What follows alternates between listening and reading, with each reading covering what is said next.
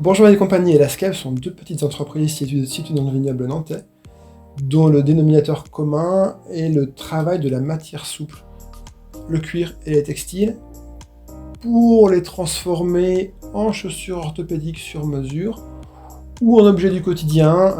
On voit ici des ballons, on fait des sacs à main, on fait des étuis à couteau, des ceintures, etc. Cet accompagnement PCRH nous a permis de faire un arrêt sur image du fonctionnement d'entreprise à un instant T et d'identifier un certain nombre de problématiques sous-jacentes qui n'étaient pas toujours exprimées. Le premier point a été l'identification d'irritants, l'identification de polycompétences, la mise en place d'un cadre de bonnes pratiques de travail et de bon sens.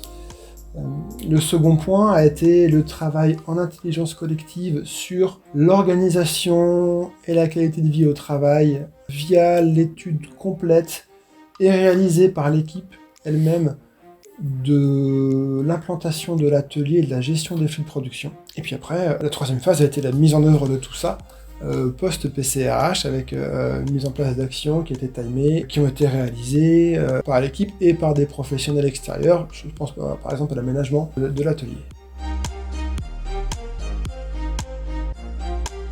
En premier lieu, il y a un constat qui est qu'on n'a jamais l'intégralité des clés, en particulier humaines, dans une équipe tout seul.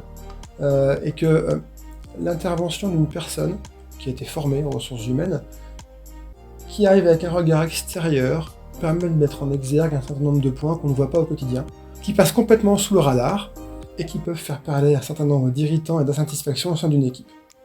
La mise en place du PCRH au sein de l'entreprise a permis de fédérer à nouveau une équipe autour d'un projet d'entreprise commun, via des ateliers d'intelligence collective qui ont été mis en place tout au long de l'accompagnement, une fois que le diagnostic avait été fait, pour que l'équipe puisse construire son histoire à venir, à la fois sur le volet humain, mais également sur le volet qualité de vie au travail et organisationnel.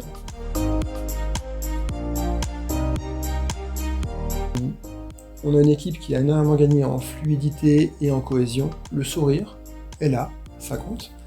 Et ça nous a ouvert des envies d'aller beaucoup plus loin et de continuer à challenger la manière de fonctionner de l'entreprise, peut-être en relançant un second PCRH sur 2024.